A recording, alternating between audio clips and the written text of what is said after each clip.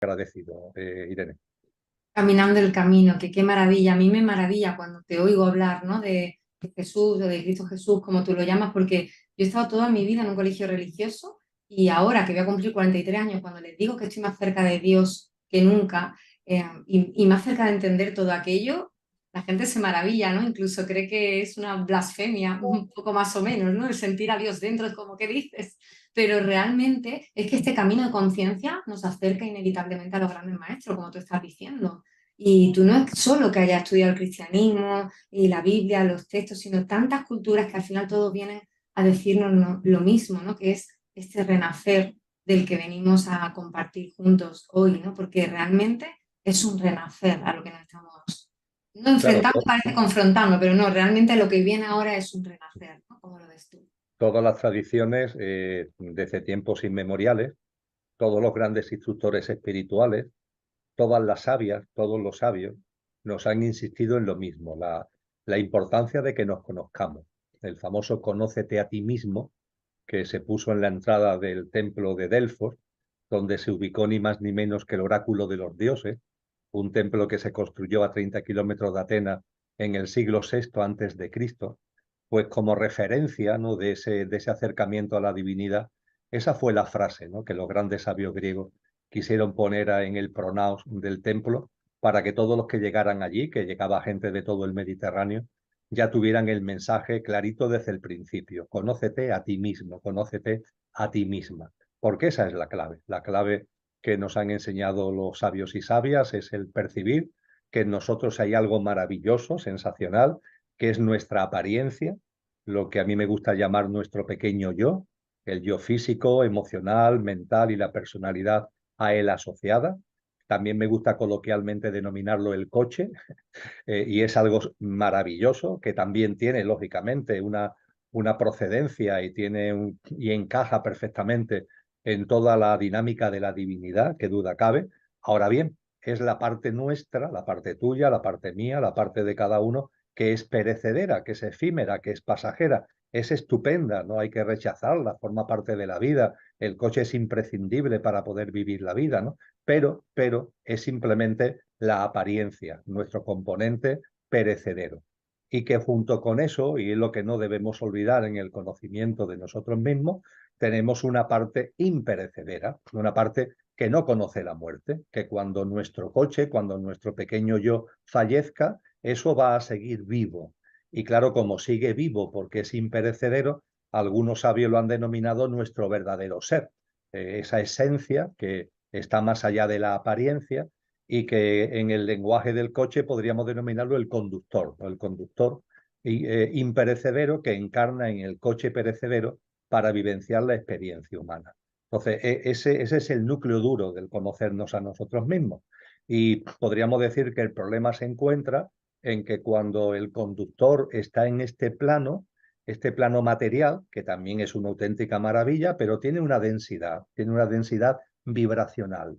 Y ahí se produce una especie de desintonía que provoca lo que algunos maestros han denominado el gran olvido. ¿Qué es el gran olvido? El olvido de lo que somos. Olvidamos que somos el conductor, olvidamos la esencia, porque no la vemos a simple vista, no la perciben nuestros sentidos corpóreo-mentales, está ahí, está ahí. Y si tuviéramos la conciencia abierta, la percibiríamos con claridad, pero no la vemos a simple vista. A partir de ahí, como no la vemos, no la creemos, no la computamos, no nos percatamos de su presencia y entonces nos identificamos con la apariencia, nos identificamos con el coche. Y es tan diferente, ¿no? Es tan distinto vivir identificado con el coche que vivir desde el mando consciente del conductor. Son dos formas de vivir totalmente distintas, que además esto, por terminar esta primera reflexión al hilo de la tuya, Cristo Jesús precisamente lo resumió en una expresión muy sencilla, pero muy elocuente: nacer de nuevo, ¿no? Él en su diálogo con ese gran rabí judío que fue Nicodemo, le dice: Nicodemo, hay que nacer de nuevo. Y nacer de nuevo no es volver al vientre de la madre. Nacer de nuevo significa morir a una forma de vida que ha estado basada en la identificación con el pequeño yo y empezar a vivir una nueva vida, de ahí el nacer de nuevo, resucitar en vida, una nueva vida que esté identificada, que esté que sea consciente y tenga el mando en nuestro verdadero ser, en esa esencia imperecedera. Y al final, todo el camino espiritual se resume en esto, Irene, no tiene mucho más. Después sí, bueno, evidentemente este tronco que yo acabo de definir tiene muchas ramas, ¿no? Pero el camino espiritual, su núcleo es este, precisamente. Y entonces a mí la frase nacer de nuevo de Cristo Jesús y el conocimiento de ti mismo, conócete a ti mismo de los sabios y sabias de la antigua Grecia, me parece que lo explicitan muy bien. Es espectacular porque sabes que la escuela que tenemos todos los alumnos de la vida se llama Escuela Tu Nueva Vida, precisamente. Yo no sé en qué momento vino esta definición a mí, ni por qué la escuela se llama así, ¿no? Realmente me siento muy canal porque no sé en qué momento ha ocurrido todo esto que ha ocurrido, ¿no? Pero sí, como te comentaba antes de que empezáramos a grabar, cuando uno descubre esto, ¿no? Cada uno de nosotros ha tenido un punto de inflexión en la vida, porque supongo que forma parte de la experiencia humana, que en algún momento empieces a plantearte ese gran olvido.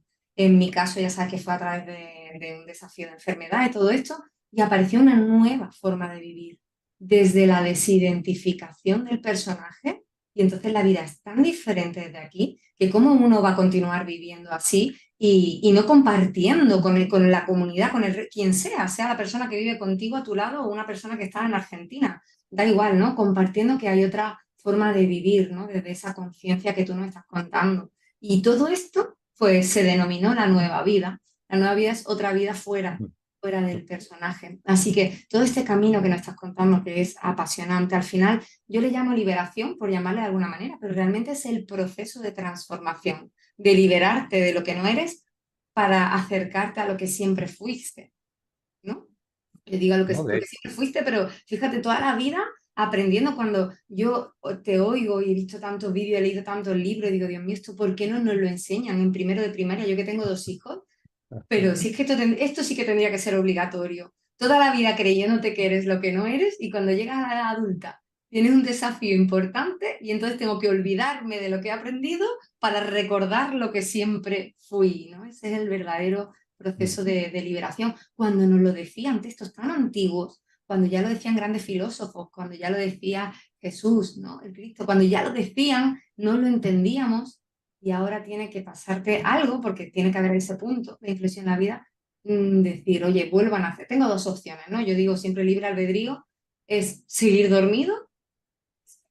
¿Cuáles son para ti las claves de este despertar, renacer a esta nueva vida? Hablabas de liberación y efectivamente en la tradición oriental, en la tradición budista, pongamos por caso, también en la tradición de la ciencia del yoga, se le llama así. Se utiliza un término sánscrito, kailaya, pero en definitiva se está hablando de liberación, o sea que es un término muy, muy adecuado para referirnos a lo que aquí estamos compartiendo.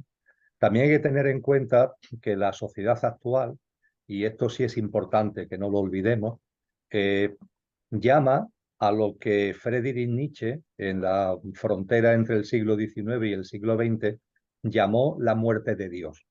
Él hablaba de que hemos matado a Dios, ¿eh? Dios ha muerto, dice la Gaia Ciencia, y lo hemos matado nosotros.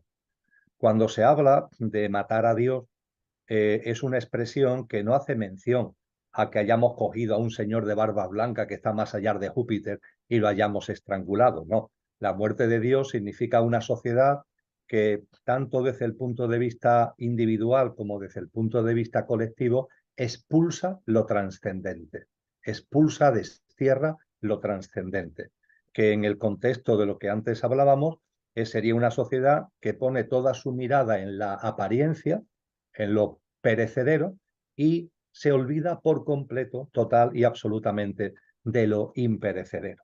Y esa muerte de Dios, ese matar a Dios, personal y socialmente, tiene consecuencias. Esas consecuencias, hablamos de transición del siglo XIX al siglo XX, al principio del siglo XX un gran autor, una persona que ha aportado muchísimo a la conciencia y a la espiritualidad, que fue Rudolf Steiner. Él, en una conferencia de 1919, decía que cuando se pierde la percepción de la esencia y cuando perdemos la percepción de la divinidad que atesoramos, el ser humano lo que cae es en una enfermedad.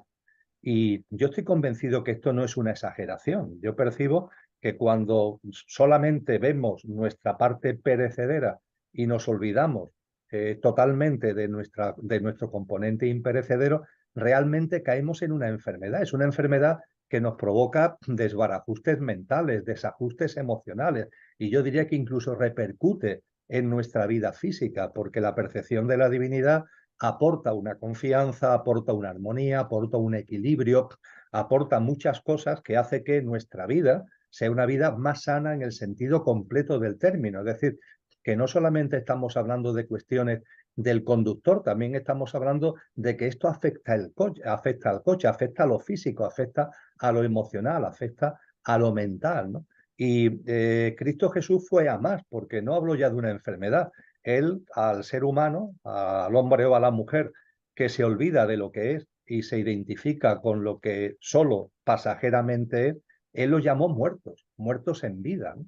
Hay una frase tremenda donde hay una persona que se acerca a él y que quiere seguirlo y que, bueno, pues Jesús le dice, bueno, pues sígueme, ¿no? Y esta persona le dice, bueno, espera maestro porque mi padre ha muerto y tengo que enterrarlo.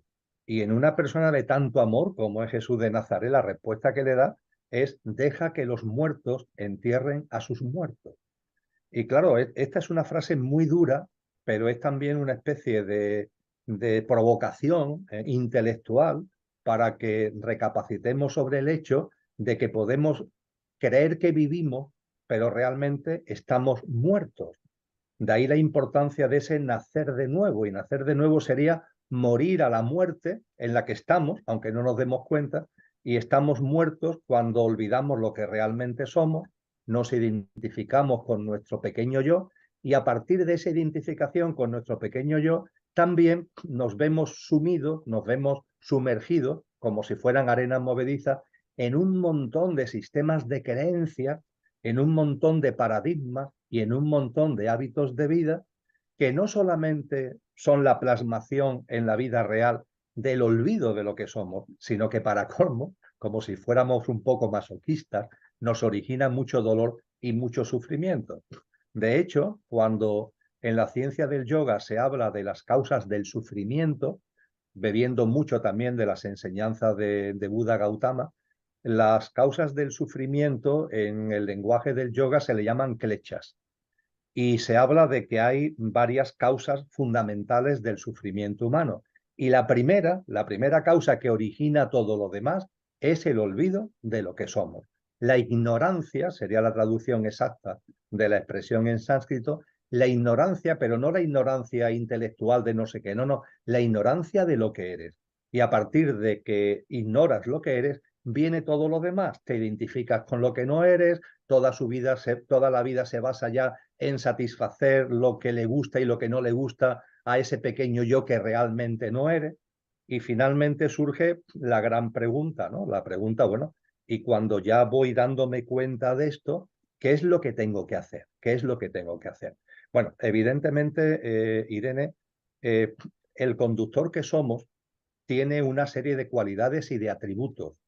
Es decir, el conductor no es una cosa sin vida, tiene vida. Y al tener vida tiene unos atributos existenciales y tiene unas cualidades. Eso los filósofos griegos lo plasmaron muy bien, especialmente Platón, y nos hablaron con claridad de lo que realmente somos. Nos hicieron ver ya no solamente que, por supuesto, ¿no?, que es lo crucial, esa esencia divinal que todos tenemos, la divinal esencia sobre la que escribió nuestro gran místico San Juan de la Cruz. No solamente eso, es que además ellos esa reflexión la llevan a más para que nos demos cuenta de que esa divinal esencia tiene cualidades tan maravillosas como son la creatividad, como es la auténtica sabiduría, como es la verdad, como es la belleza, y esa belleza también está ligada a la creatividad, y hicieron un glosario precioso de lo que realmente somos, que tiene que ver con el amor, que tiene que ver con la compasión, que tiene que ver con ir viviendo la vida de una forma muy distinta a la competencia, al culto a la velocidad que nos quiere meter esta sociedad que ha matado a Dios. Ellos nos hablaban de una vida sencilla, ellos nos hablaban de la ternura, de la sensibilidad, de la mano tendida, etcétera, etcétera, etcétera. Entonces, cuando hablamos de recordar lo que somos y llevarlo a nuestra vida, el llevar a nuestra vida eso que somos, esas cualidades y esos atributos, es fundamental. Pero hay sabios y sabias que han puesto el acento en algo más, que para mí, Irene, es muy importante. Ellos nos han dicho, fíjate, porque creo que es algo fácil de entender y que está cargado de lógica. Ellos nos han dicho, lo que verdaderamente somos es el conductor, es la esencia. A partir de ahí, que en nuestra vida la esencia se haga presente, es decir, que haya una presencia de la esencia, es lo natural. No es algo extraordinario, no es algo que nos tenga que llevar grandes esfuerzos, ¿no? Es lo natural. ¿Habrá algo más natural que vivir en consonancia con lo que somos? Es lo natural. Entonces, ¿por qué nos cuesta tanto trabajo? Es decir, ¿por qué cuesta tanto trabajo que te vas dando cuenta de que hay algo más, esa esencia que está más allá de la apariencia, pero sin embargo parece que es difícil el que se haga presente cuando esa presencia sería lo natural? ¿Y qué nos han dicho los sabios? Pues nos han dicho, mira, esto es como una casa. Y si la casa la tiene llena de muebles, la presencia de lo que eres, aunque sea lo natural, no se puede hacer presente porque no tiene espacio para hacerse presente porque tienes toda la casa llena de muebles del pequeño yo. Es decir, sin darte cuenta, la casa de tu vida, que es la casa que es tu vida, la has ido llenando de muchos muebles que son del pequeño yo. Y claro, eso impide que lo que realmente eres, tu verdadero yo, aparezca en escena. Con lo que tienes que hacer, antes que nada, es sacar muebles, es sacar muebles. Es una labor de sacar muebles. Está la famosa, esto en el ámbito oriental se narra con el maestro, ¿no? Que le enseña al discípulo, dice, mira, aquí tienes una taza, mira la belleza de la taza, y aquí tenemos una tetera, y aquí está el té más maravilloso del mundo. Pero cuando echas ese té en la taza, resulta que la taza la tienes llena de arena. Y como la tienes llena de arena, no puedes disfrutar el té. ¿Qué es lo que tienes que hacer antes de disfrutar el té? Tira la arena, vacía la taza, y una vez que hayas vaciado la taza, echa el té. Decía Jesús de Nazaret, el vino nuevo necesita odres nuevos. Este tipo de expresiones lo que nos llaman es a darnos cuenta de que yo en mi vida he metido muchas cosas cuando he venido viviendo en clave del pequeño yo, y esas cosas, comportamientos, paradigmas, formas de ver la vida, hábitos y pautas de vida, esas cosas dificultan, ponen muy difícil que aparezca, que haya espacio para que aparezca lo que somos. Conclusión, saca muebles de, por ejemplo, esa dinámica en la que nos metemos, como decía antes, de una vida muy complicada, muy competitiva, siempre corriendo, con mucho estrés, saca. Calma tu vida, lleva un ritmo distinto. Todos tenemos muchas obligaciones laborales, profesionales, familiares. Bueno, ya, pero siempre puedes podar. La palabra, es precioso, el verbo es podar. No es arrancar, hay que podar, ¿no? Porque se poda como se poda una planta, ¿no? Para que crezca con cariño, ¿no? Entonces, ese tipo de muebles tenemos que podarlo. El tema de acumular, retener, poseer, ¿no? Ese es el pequeño yo que es perecedero y tiene miedo, ¿no? Y como tiene miedo a la vida, porque él es perecedero, se intenta proteger a través del patrimonio, a través de la riqueza, a través de eso, del acumular, del retener, del poseer. Quita todo eso, ¿no? No necesitamos tantas cosas, decía muy bien Francisco de Asís, el santo de Asís nos decía, necesito poco y lo poco que necesito, lo necesito poco. Vamos a ir dejando pautas de consumismo, vamos a vivir de otra manera, con relación a los demás. Vamos a quitar de en medio ese mueble que ocupa mucho espacio en nuestra casa, Irene, que es el mueble de querer siempre tener razón. Tenemos que opinar sobre todo, tener nuestro criterio sobre todo, y además mi opinión y mi criterio es el que vale, intento convencer al otro. Por favor, está muy bien que tengamos criterios sobre las cosas, por supuesto, pero nos enriquecemos, que una persona vea esto A y otra persona lo vea B, eso nos enriquece, no nos tenemos que enfadar porque otra persona no vea las cosas como nosotros las vemos, pero ahí el ego, ¿no? Nos lleva eso al enfado, a la competencia, ¿no? Bueno, pues esos muebles tenemos que irlo quitando de en medio. Nos decían los sabios, lo importante en la vida no es el qué, es otro gran mueble que tenemos, el qué hago, qué dejo de hacer, qué pasa, qué deja de pasar. Confía en la vida. Todo lo que aparezca en tu vida tiene un sentido profundo, no lo dudes. Todo tiene un porqué y un para qué. Y a partir de ahí pon tu atención no en el qué pasa o deja de pasar, sino en cómo vives el qué. En el cómo vives el qué. Ese es el secreto de la vida. Ese es el núcleo del libre albedrío. ¿Cómo vivo el qué? Ese qué, insisto, viene siempre de la mano de la vida y tienes que confiar en ella, porque si te lo trae la vida, incluso si es una noche oscura, incluso si es esas circunstancias vitales, la enfermedad, el fallecimiento de seres queridos, graves problemas económicos, rupturas traumáticas de pareja, etcétera, etcétera, si eso llega a tu vida, confía en la vida porque llega para impulsarte, porque llega para colaborar contigo en tu proceso de madurez espiritual y consciencial y pon, por tanto, la mirada no tanto en el qué como en el cómo se vive el qué. Por tanto, no hay problemas, no hay problemas, son todo oportunidades, experiencias, oportunidades que te pone la vida. Y bueno, podía seguir Irene porque el listado es largo, pero estoy haciendo referencia a los muebles más gordos que ocupan más espacio y que, como nos dicen los sabios, lo que corresponde hacer es que con cariño tenemos que podar de nuestra vida.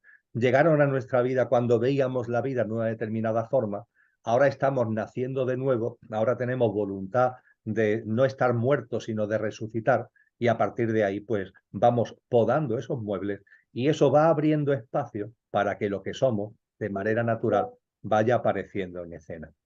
Madre mía, qué barbaridad y qué manera de explicarlo de formas tan diferentes y tan sencillas, ¿no? Y, bueno, a mí me surgen un montón de preguntas de lo que acabas de decir, porque quiero que no se nos olvide hablar de la confianza antes de acabar, porque es una palabra para mí tan importante. Pero después de lo que nos acabas de contar, que yo quería que hablaras del proceso, pero es que has explicado perfectamente el proceso de desaprender, ¿no? Se me viene una pregunta que seguro que, menos mal que esto se queda grabado, ¿eh? Porque yo voy a verlo con, estoy acostumbrada a coger apuntes con tus vídeos y ahora no puedo apuntar nada y estoy aquí nerviosa, así que luego me la veo yo otra vez tranquilamente y me cojo mis apuntes. Quería preguntarte si este despertar, este momento en el que dices, ostras, yo no soy esto, pero es que además mis muebles no son mi casa.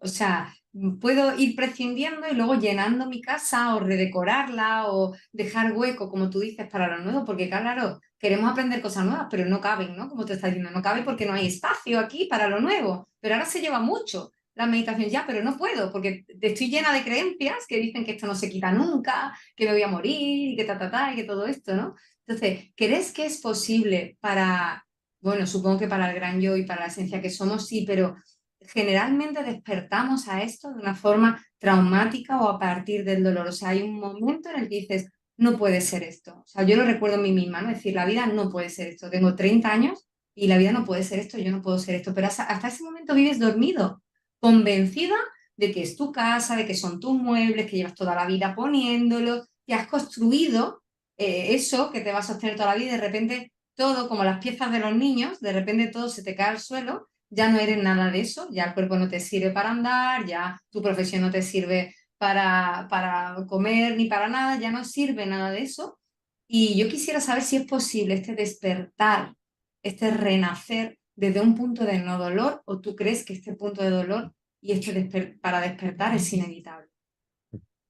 Eh, Podríamos decir que hay una experiencia minoritaria y una experiencia mayoritaria. La minoritaria, y es muy minoritaria, Irene, es las experiencias vitales que te llevan a que haya un clic que te permite empezar a percibir de alguna manera que hay más que lo que estás viendo en el espejo, más que el coche que estás percibiendo con tus sentidos corpóreos mentales, y que ese clic venga, insisto, esta es la experiencia minoritaria, venga del éxito, del éxito. Y no hay que olvidarlo, porque hay personas ahora, y ha habido personas a lo largo de la historia, que este ha sido el proceso. Es decir, personas que han triunfado personalmente, profesionalmente, económicamente, familiarmente, y que sin embargo, cuando han alcanzado todo lo que querían alcanzar, perciben con claridad de que teniendo todo lo que han anhelado, hay algo interno, hay algo interior que no está cubierto. Se percibe un vacío, se percibe una sed que todo eso no ha cubierto. Y a partir de ahí hay casos ahora y hay casos en la historia de hombres y de mujeres que en ese contexto de éxito, de fama, de liderazgo, de no sé qué y de no sé cuánto, ¡plaf!, se dan cuenta de que esto no es. Neti neti, como dicen los orientales, esto no es. Pero esta es la experiencia minoritaria, por decirlo de algún modo. La experiencia mayoritaria es a la que tú te refieres y que está muy bien recogida en la famosa parábola del hijo pródigo, ¿no? Ese hijo que se separa del padre. El padre representa la divinidad y nuestra propia divinidad, ¿no? Pero nos olvidamos de ella. ¿Y qué hace el hijo pródigo? Se lanza a vivir. ¿Y vivir qué significa, entre comillas? Significa estar muerto, en el sentido de que te olvidas lo que eres, te olvidas de la realidad y todo lo buscas en intentar obtener el placer, el bienestar fuera, en cosas externas. Y ese hijo pródigo que anda ahí metido en ese lío, ¿cómo despierta? Pues cuando las cosas, entre comillas, se le tuercen, cuando las cosas le empiezan a ir mal, cuando empieza a vivir una noche oscura. Esa noche oscura parece que en el caso del hijo pródigo es que cae en la pobreza más absoluta, pierde la herencia que tenía del padre, la dilapida por completo y se queda en la indigencia, ¿no? Parece que hay la noche oscura, son razones económicas, pero como antes decíamos, las noches oscuras pueden llegar por muchas vías, pueden llegar por las relaciones sentimentales, pueden llegar por enfermedad, pueden llegar por fallecimiento de seres queridos. Y lo importante es que la noche oscura te provoca un seísmo, te provoca un terremoto que te lleva o bien al hundimiento, que a veces sucede, es decir, te hundes, es una experiencia que te supera, por decirlo de alguna manera, o te lleva a plantearte cosas que antes no te planteabas, a hacerte preguntas que antes no te hacías, por ejemplo, ante el fallecimiento de un ser querido, por ejemplo, ante el fallecimiento de un hijo, pues te puedes plantear, ¿mi hijo de alguna forma seguirá viviendo? ¿Habrá vida más allá de eso que llamamos muerte? A lo mejor nunca te lo has planteado en tu vida, pero ante el terremoto que estás viviendo, te planteas temas, te planteas preguntas, te acercas a gente que antes nunca te hubieras acercado, lees libros, ves vídeos, ves películas que antes nunca hubieras visto, y eso pone en marcha un proceso.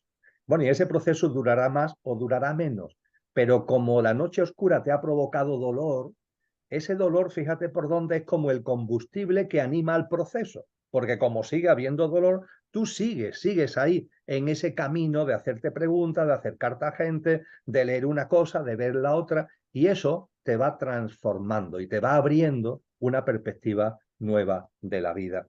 Ese gran místico que yo antes señalaba, San Juan de la Cruz, tiene un poema precioso que tiene como título La noche oscura. La noche oscura termina con la transformación en Dios, es decir, termina con la persona que por fin la divinidad que atesoramos se hace presente. En prosa, San Juan de la Cruz lo llamó la transformación en Dios. En poesía lo llamó amada en el amado, transformada.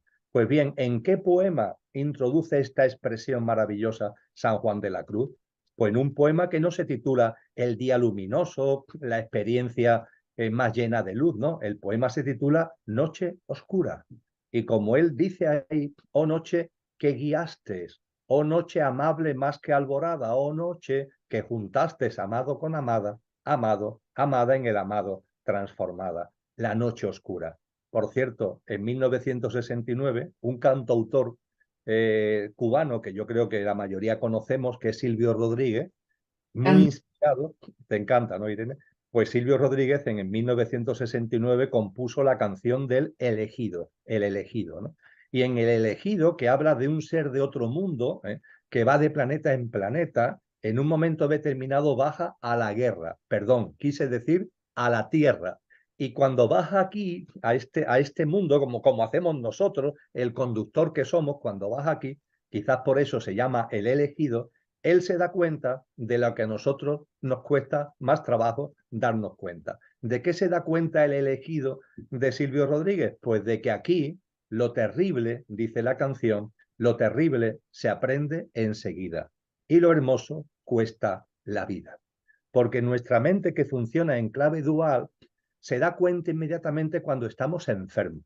Y sin embargo, cuando disfrutamos de la salud, no la computa, no le da valor a levantarte una mañana y estar sano. En cambio, cuando estás enfermo, no pierdes ni noción ni un momento del día, no de la enfermedad. Entonces, nuestra mente, que actúa en clave dual, la mente concreta, esa mente que actúa en clave dual, curiosamente, dualiza, dice esto es bueno y esto es malo, pero pone más atención a lo que denomina malo que a lo que denomina bueno. De ahí que las noches oscuras, que la mente denomina malas, sea normalmente el gran acicate, el gran impulso de ese terremoto que te hace que te empieces a plantear, te empieces a preguntar, te empieces a acercar a gente, etcétera, etcétera, etcétera. Y es un escenario maravilloso. Yo aconsejo en ese sentido, Irene, la lectura de una obra que no es larga, es cortita, tiene 100 páginas.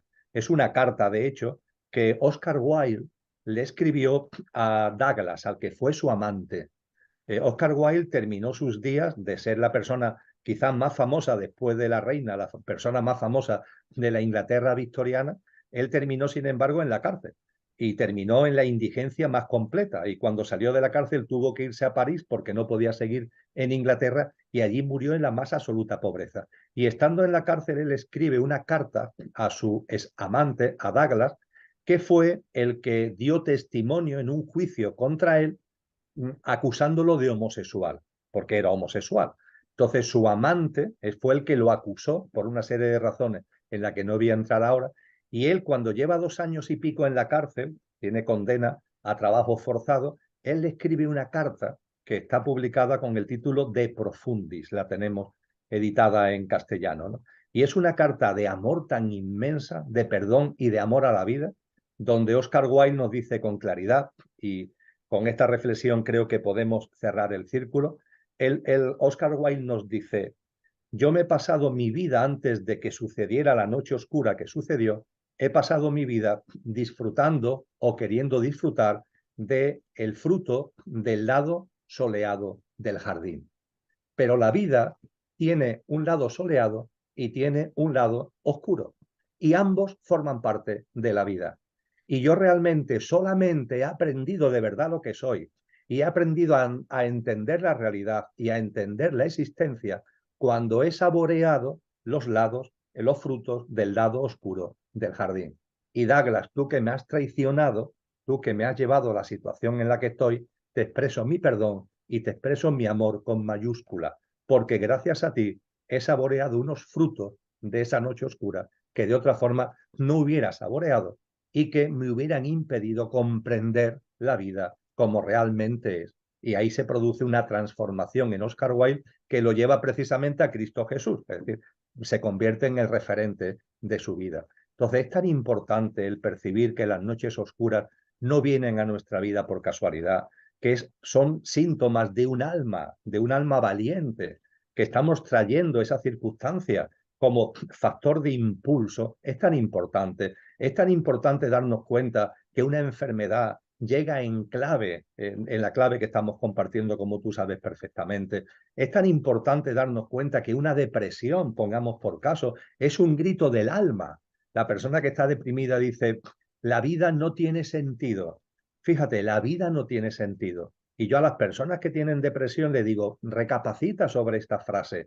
La vida no tiene sentido, no. Tu vida no tiene sentido. Y te estás dando cuenta. No culpes a la vida, es tu vida la que no tiene sentido. Y hay un vacío en ti porque estás viviendo una vida que realmente es de muerto. Eres un muerto viviente, una especie de zombie. Por eso la vida para ti no tiene sentido. Y claro, es totalmente distinto cuando te das cuenta de que detrás de una depresión lo que hay es un grito del alma, o detrás de las adicciones, que ahora mismo hay tantísimas en el mundo, ¿no? Adicciones al juego, adicciones a la droga, adicciones al alcohol, adicciones al sexo, ¿no? ¿Qué hay detrás de las adicciones? Un vacío.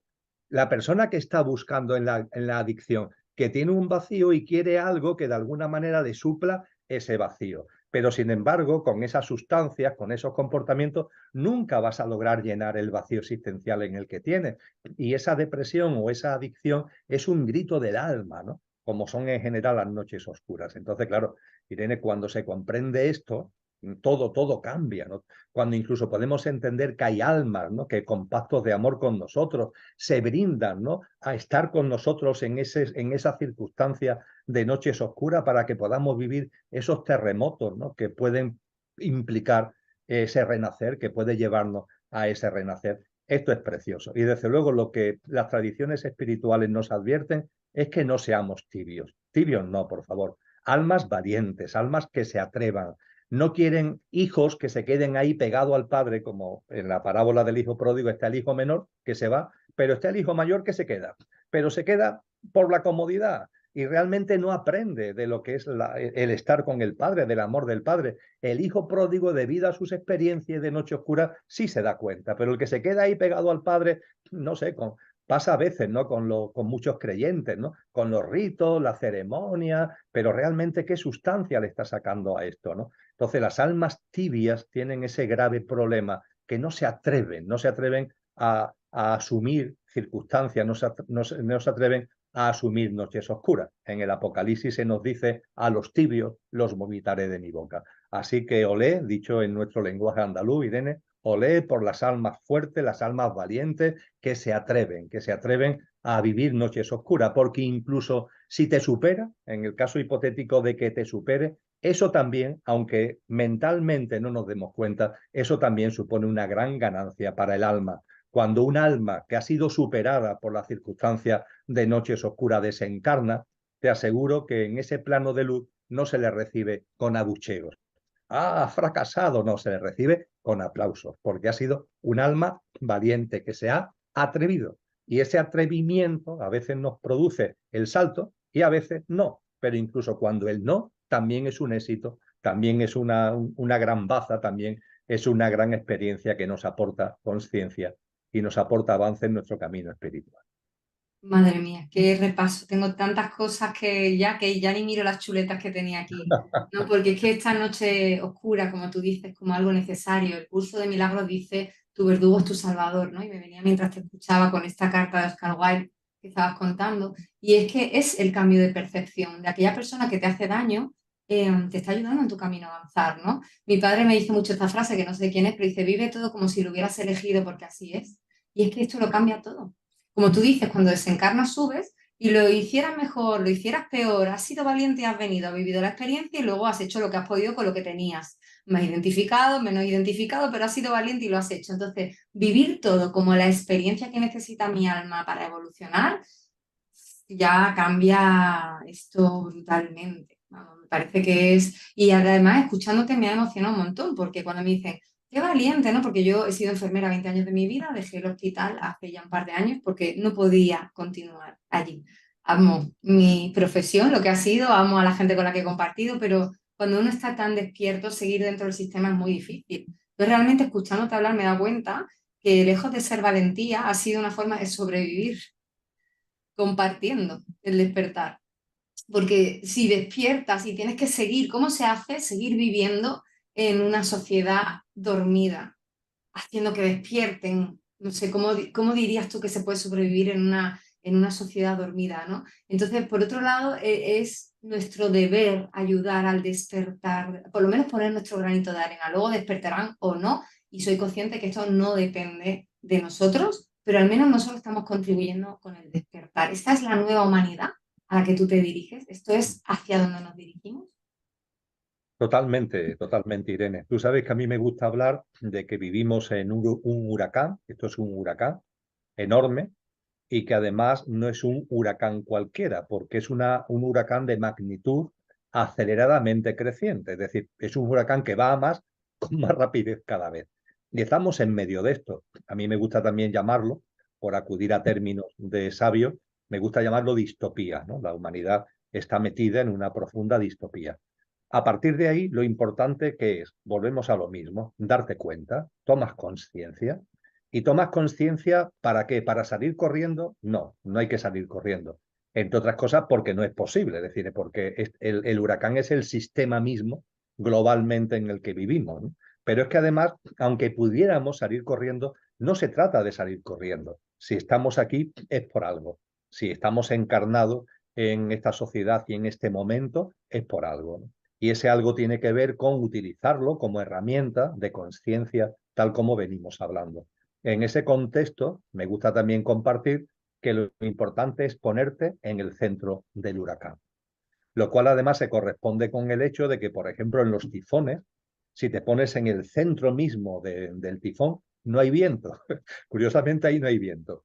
La temperatura es cálida y el cielo está despejado. Como te salgas a los laterales del tifón, te coge la rebujina. Pero en el centro del huracán es un sitio de armonía, de equilibrio y de paz. Y creo que es lo que nos corresponde. Es decir, entender que esta distopía tiene un sentido. Porque claro, fíjate, estamos hablando de la noche oscura como trampolín para nuestra evolución personal. Pero sucede lo mismo colectivamente. Es decir, también la noche oscura colectiva tiene un porqué y tiene un sentido profundo en la evolución en conciencia, en este caso no de una persona, sino del conjunto, ¿no? Con lo que la distopía que estamos viviendo tiene que ver precisamente con eso, una noche oscura colectiva que está en nuestra vida para que saltemos, ¿no? Para que saltemos. El experimento que me gusta tanto compartir de la rana hervida, que si tú a la ranita la pones en un recipiente con agua y ese recipiente con un hornillo lo vas calentando poco a poco, la ranita al principio chapotea, está en el agua muy a gusto, el agua está a temperatura natural, y claro, como la vas calentando poco a poco, al principio la ranita está contenta, ¿no? Porque ese calorcito que va adquiriendo el agua le gusta.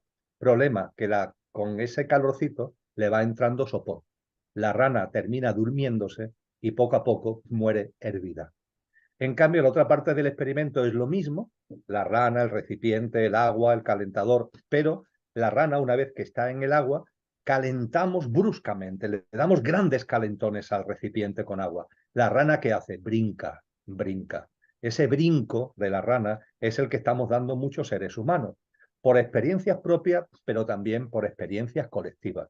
Ese gran huracán en el que estamos metidos, esas olas distópicas que estamos viviendo, contribuyen a que saltemos. Y saltemos significa darte cuenta de lo que eres, darte cuenta de la importancia de vivir de una manera que te dé de verdad esa armonía, que te dé de verdad esa paz, que te dé de verdad ese equilibrio, que no te va a dar la sociedad de consumo, que no te va a dar el buscar fuera un pretendido bienestar, que eso es una gran mentira, que eso es una falacia.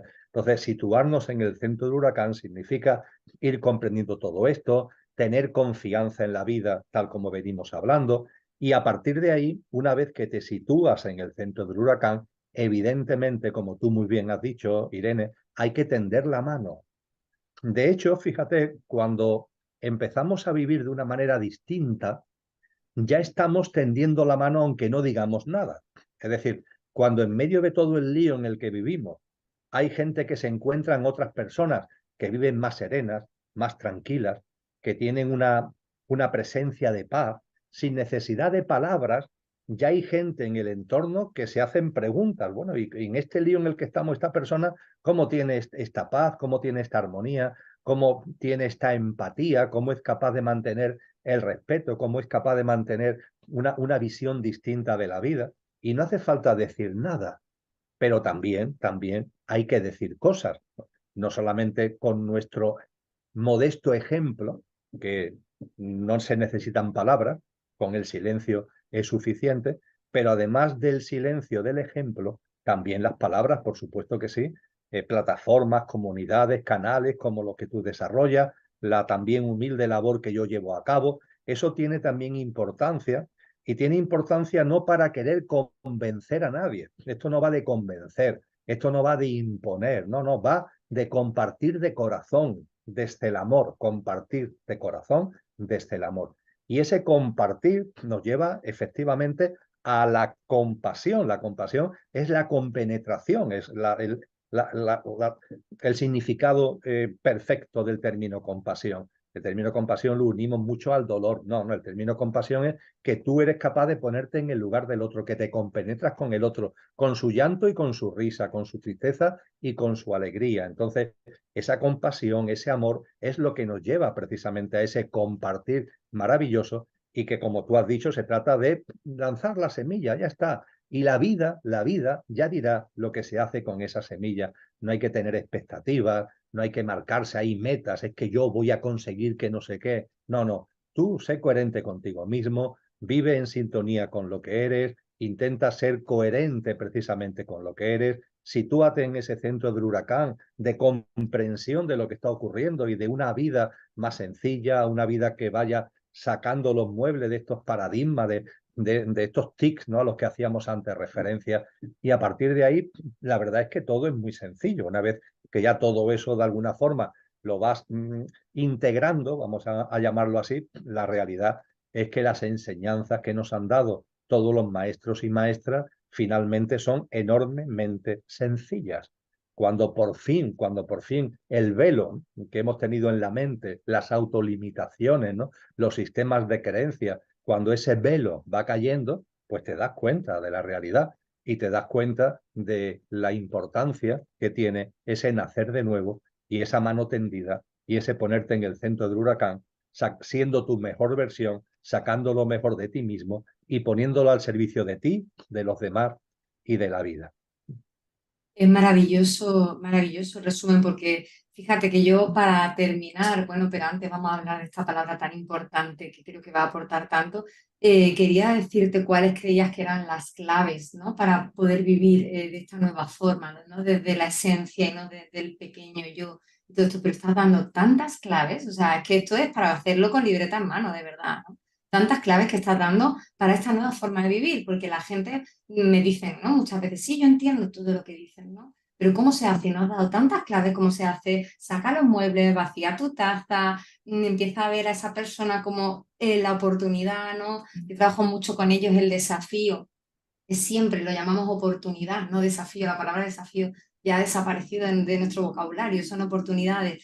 Pero cuando todo esto no funciona, yo les doy muchas herramientas, la meditación, les supongo que tú has pasado por todos estos caminos, ¿no? Yo utilizo mucho el Ho'oponopono, los mantras, la meditación, parar mente, tal, para desidentificarte.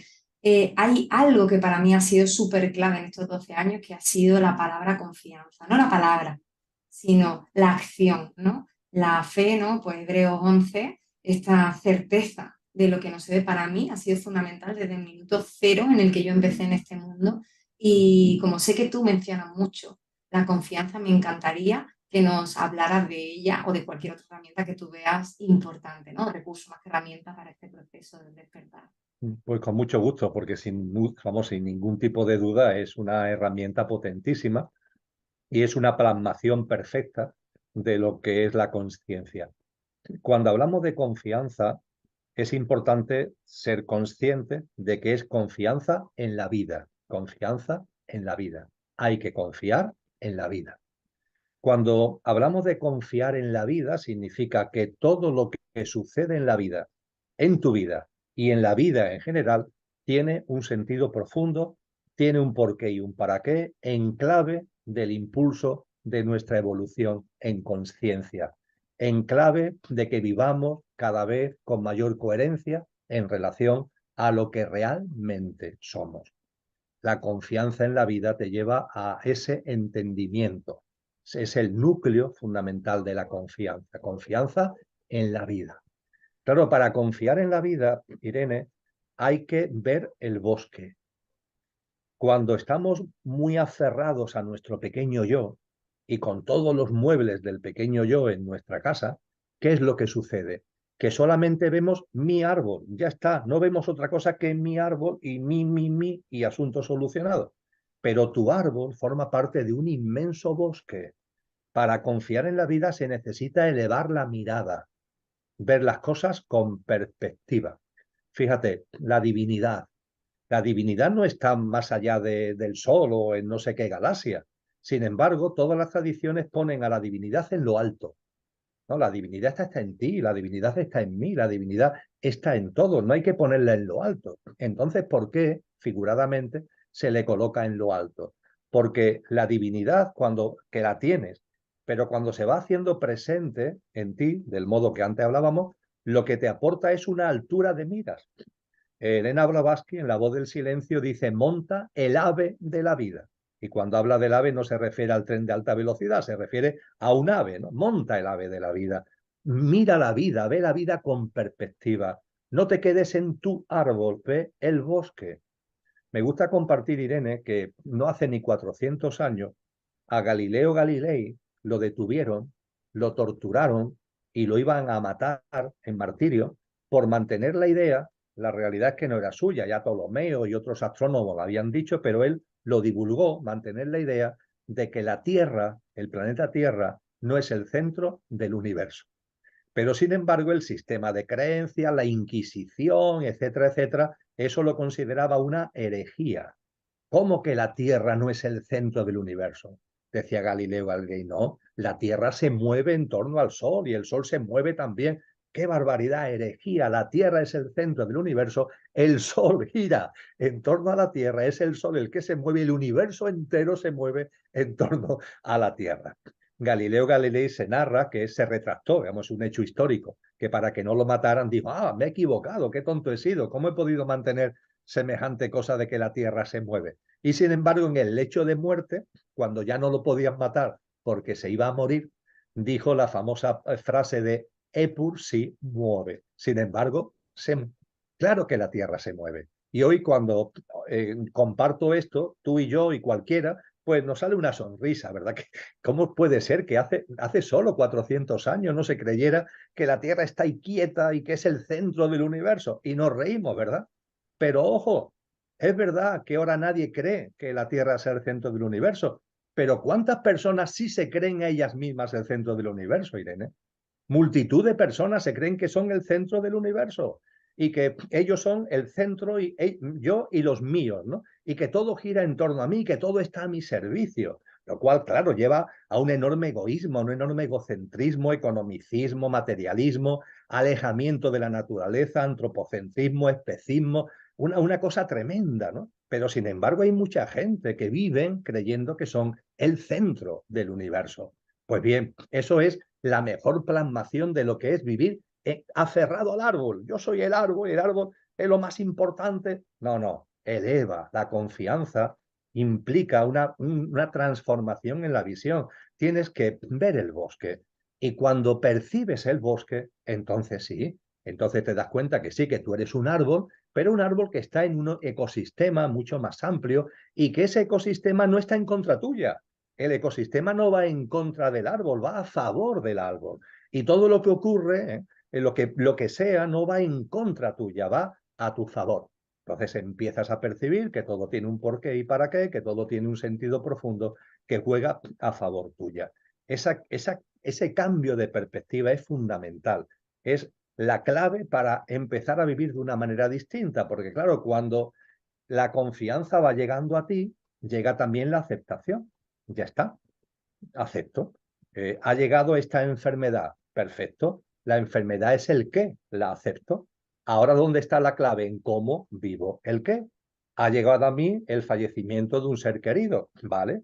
Ahí está. Y la clave está no en el hecho en sí, sino cómo vivo ese qué. Y seguimos con los ejemplos que ya hemos puesto con relación a las noches oscuras. Entonces, la confianza te va dando una aceptación que no es resignación, que no es impotencia, que no es encogerte de hombro, ¿qué voy a hacer? No puedo hacer otra cosa, me tengo que aguantar. No, no. La confianza es aceptación porque sabe que todo tiene un sentido profundo en clave de amor.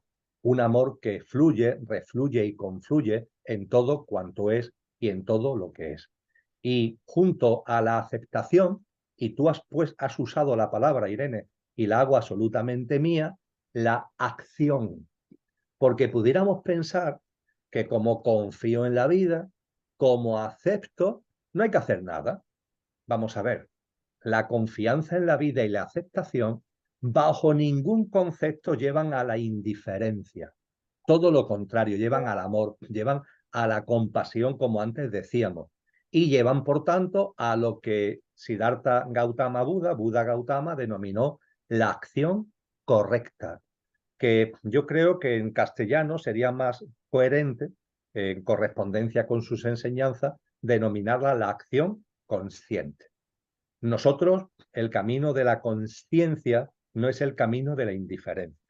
El camino de la confianza y de la aceptación no es convertirnos en ameba, con el mayor respeto a ese animalito, No es convertirnos en ameba donde todo nos da igual. No, no, no. El camino de la espiritualidad no es la indiferencia, es el compromiso y es la acción consciente. En su noble óptuple camino, Buda nos habla acerca de esta acción. Jesús de Nazaret nos habla acerca de esta acción. En su maravilloso Sermón de la Montaña, quizás la mayor condensación que hay de todas sus enseñanzas, capítulos 5, 6 y 7 del Evangelio de Mateo, en la primera parte del Sermón de la Montaña están las bienaventuranzas.